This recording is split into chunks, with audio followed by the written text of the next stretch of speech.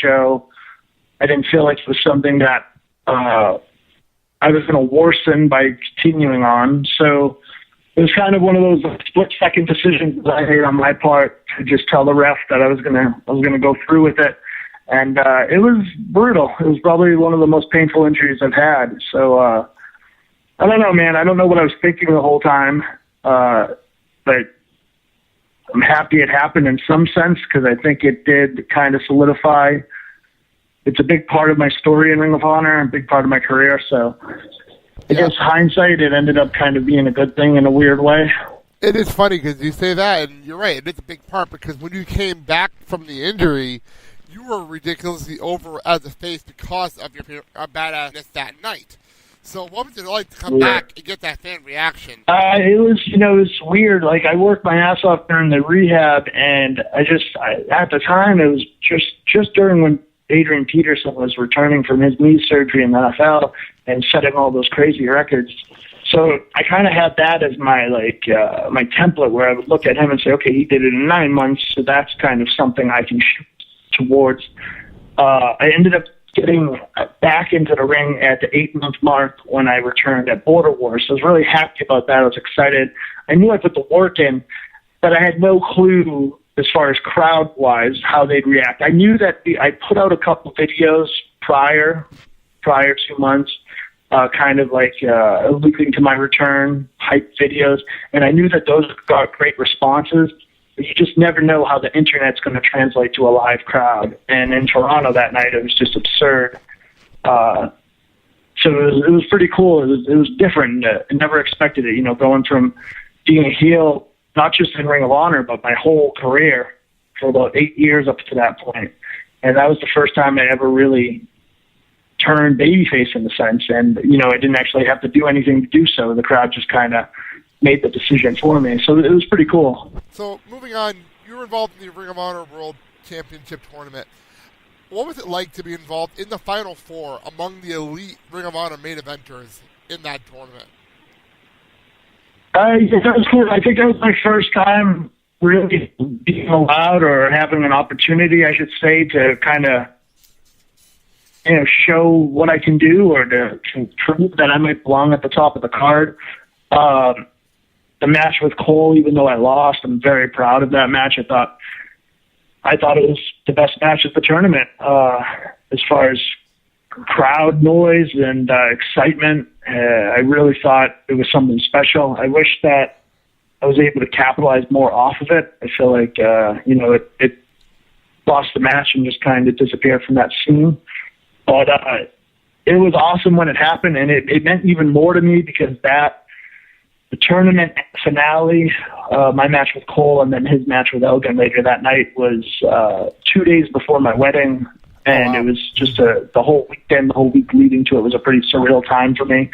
So it was pretty emotional. It was pretty exciting.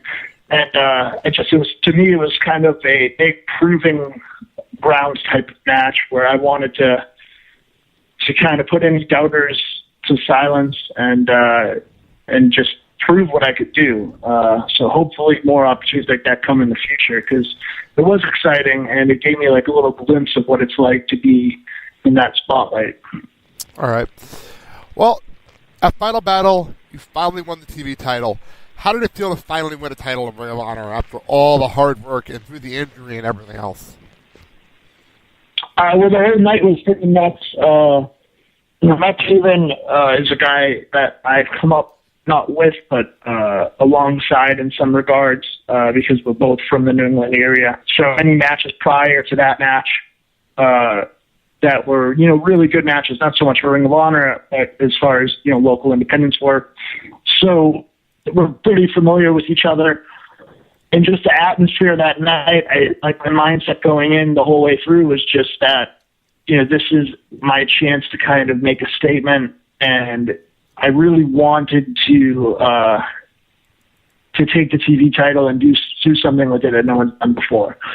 So I know a lot of people end up comparing it to like Warrior Honky Tonk Man and whatnot, but the atmosphere to do that in New York City, and the Hammerstein Ballroom and stuff, it was surreal. It was really cool.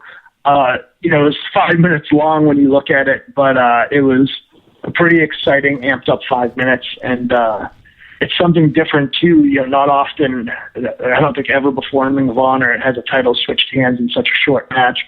So it was cool to be part of such history, and yeah, man, it was exciting. Especially coming off of knee surgery and stuff, just to know, your hard work paid off, and by the end of that same calendar year, I was able to hold a title. It was a good experience.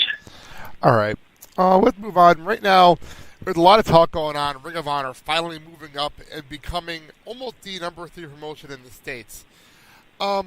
What's the one thing, in your personal opinion, do you think that the company could do to attract more viewers and more fans to the company?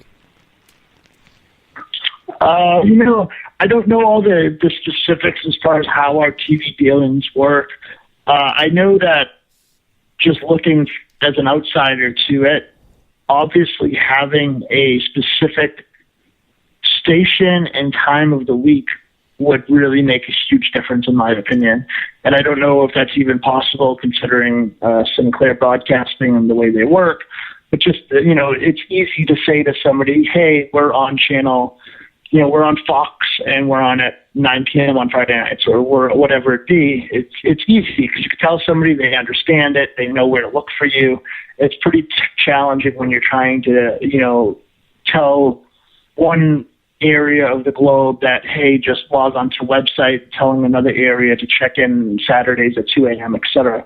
So if we could ever figure that out, that would be amazing. I think the pay-per-view market that we just hit was a big step in the right direction. It sounds like, from what I read online, that the numbers, were better than expected, or at least broke even to what they expected or what they hoped for.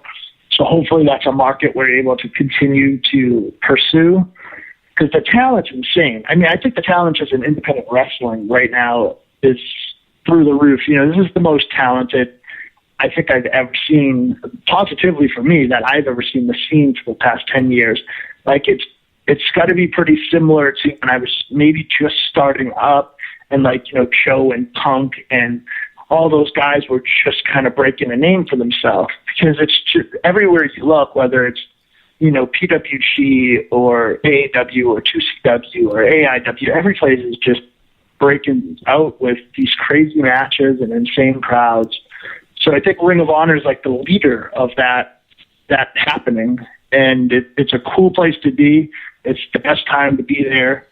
I think if we just keep doing what we're doing, break out to more markets, and possibly if we could just, I don't know logistics, but if we could just get ourselves running like 3 weekends a month, twice a weekend, I think we have enough markets that we could do it, because if you look at the loops and stuff, we could run Milwaukee and Chicago every other month and do really well. So I think there's a lot of places like that. There's a lot of opportunity to run more and more shows. And if we can just keep growing like that steadily, it's going to be hard to match us in the coming few years. Oh my God, coming to Milwaukee more, my wife would kill me, but I'd be so happy. She'd kill me. But, all right, I have a question. Now, last month, you guys had the mega shows with New Japan. World of Worlds is a show I've seen. It was amazing. What was it like to work with New Japan in the crossover shows? Because that was so much fun to watch. Yeah, it was cool. Just being a fan, even though I'm a wrestler, it was cool to watch some of those dream matches. Specifically, Sting and Nakamura stands out to me. It was just the crowd and the intensity. It was just through the roof. I'd be lying if I didn't say I wish I was one of the guys selected for the New Japan Star. It's something that you work your ass off for and you hope happens. And not to say there was anything wrong with doing a 6-man tag, because there wasn't, but I think anybody who's an athlete or a performer, you want to be the best, and you want to be put in positions that you feel you can excel at your very best. And that was one of those nights that I really wanted to be something where I could showcase myself. But, sometimes it's just the way it works that that's not your spot on the card and the show. So it was cool. It's one of those things that I hope comes around again. I hope I find myself in a better position next time. But watching it was very enjoyable. Do you have an interest in maybe going to Japan and working some shows as part of this crossover? Do you want to go out to Japan and wrestle? Yeah, no, I'm kind of dying to do it. I don't speak all that much about all that stuff, but yeah, it would be great. You know, I know a few years back I was in Harley's, and he had a working relationship with Noah. I came really close then, and some stuff just didn't happen to work out the way I was hoping. And then I had been seen once by New Japan when they were in New Jersey a few years back. Again, it was very, very promising at the time and just didn't quite pan out. And then there was this past time here when they were with Ring of Honor. They also had a camp. I was able to get in front of them a little bit. And my performances have been really on par. And I think I've been excelling as far as, you know, the camps, tryouts, etc. But it's one of those things where you just gotta be patient, and you know, it's gonna be what they're looking for at the time that they're looking for. They have to have a spot open, etc. So I would love to. I'd love to get out there with them. They're definitely the number one company in Japan, number two company in the world right now. So I think everybody would want to get out there. You'd be silly not to. But hopefully it happens. You know, it's something that I don't lose sleep over, but it's one of those driving forces behind my training sessions. You know, let's try to get me to get over that hump. That sounds cool. All right. Sal sent in a question. He wants to know, who did you grow up being influenced by as a wrestler? My first ever favorite wrestler was definitely Bret the Hitman Hart. He was the guy for me when I was little. My brother had Shawn Michaels. I had Hart. And I just stuck by my guns with him, even when he kind of has that heel turn with Team Canada and all that stuff. He was one of those guys. And now, you know, watching back that stuff now, being in the business and everything, I get why. I mean, I can't think of one wrestler who's had more great matches with more different opponents than Bret Hart. It's just absurd. It didn't matter who they put him with. He was like the show stealer, you know, night in and night out for so long. So he was definitely my favorite as a kid, you know. And then growing up, I think everybody kind of starts to look to the same people. Undertaker's been a big influence for me. Big fan of his. I've also liked some of the oddball guys. Like I like Pillman and Owen Hart quite a bit. I like wrestling. You know, I watch everything. The WWE Network is one of the coolest things ever. Because you get to watch stuff that I didn't get to see world class. So all of a sudden I can watch episodes of it. So it's really cool to see that stuff. And I've been a fan my whole life, you know, and I don't think there's any one guy who I've ever tried to work like once I became a wrestler or mimic my style after. You know, I'm sure I've drawn pieces from a lot of different people, but it's just something that kind of allowed myself to just, whatever's natural to me, I just kind of do. And, you know, hopefully by doing so, I kind of develop my own style. All right, well, that being said, back to my follow Mark, our wrestling historian. He actually wanted to know if you had anything to do with your theme music, because it reminds him a lot of Taz's music, which is a compliment, because he loves Taz's theme music. So, do you have any influence on your current theme music, anything like that? So when I put the video out of my return, my rehab video, we had the heartbeat in that video. And that was more of just, I don't know, I thought it was a cool introduction to it. It was something that kind of fit the theme we were going for. And it wasn't until maybe like 2 or 3 days prior to the Border Wars return that I had suggested it, that, hey, it wasn't even about the beeping, to be honest with you. It was the lights. I wanted something where the lights could flicker on and off. And I remember my first ever Ring of Honor show, I think they were at BU, and CM Punk's entrance came. And I had never seen CM Punk up till this time. And his entrance music prior to what it is now, it's when it was that AFI, this area, whatever it's called. And it had that crazy beat and the lights going to it. I just remember seeing it and just being, wow, like this guy is such a star. And it was just his entrance alone. So I kind of thought in my head, like, hey, maybe we can replicate that in some way. So I wanted the beeping.